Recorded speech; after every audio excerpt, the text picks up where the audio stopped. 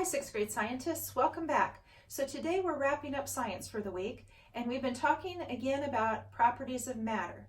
Now specifically this last week we've talked about a property of a liquid called viscosity. And viscosity is the property of a liquid that describes how fast or how slow it will flow. So when we talked about viscosity, we also talked about Newtonian and non-Newtonian fluids. So Newtonian fluids have a constant viscosity. So their rate of flow is constant regardless of the applied force, if you apply a force to it. So for instance, water.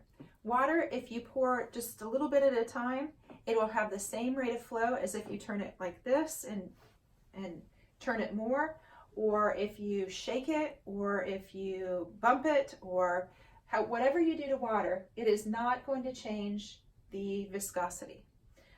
Thin motor oil is the same way.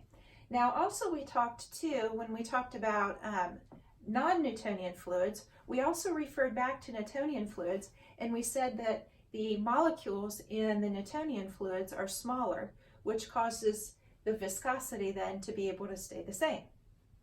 So non-Newtonian fluids. A non-Newtonian fluid does not have a constant rate of viscosity. It varies upon the applied force. Any force that's applied to it will change the viscosity. So you'll remember that when I made the oobleck and I put the cornstarch and the water together and I picked it up with my hand, I could form it into a solid, I could form it into a ball, or when I opened up my hand, then it became a liquid again.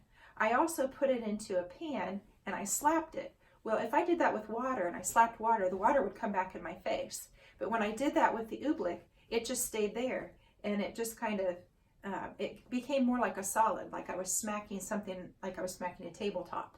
So that is definitely a non-Newtonian fluid. So the non-Newtonian fluids have the larger molecules, and the larger molecules allow them to act differently than a Newtonian fluid. So we have other non-Newtonian fluids are like honey or ketchup, shampoo, paint. Those are all non-Newtonian fluids. They don't always act the way we would think that they would act.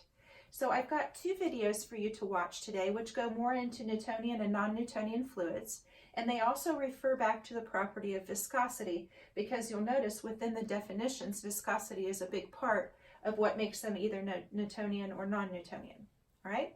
So I want you to watch those two videos. And this week we also celebrated Earth Day.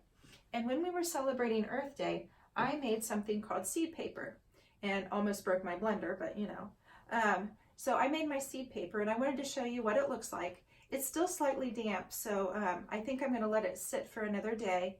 And then I'm going to take one of these and plant it in a flower pot, and then I'm going to plant the rest of these out in my flower garden.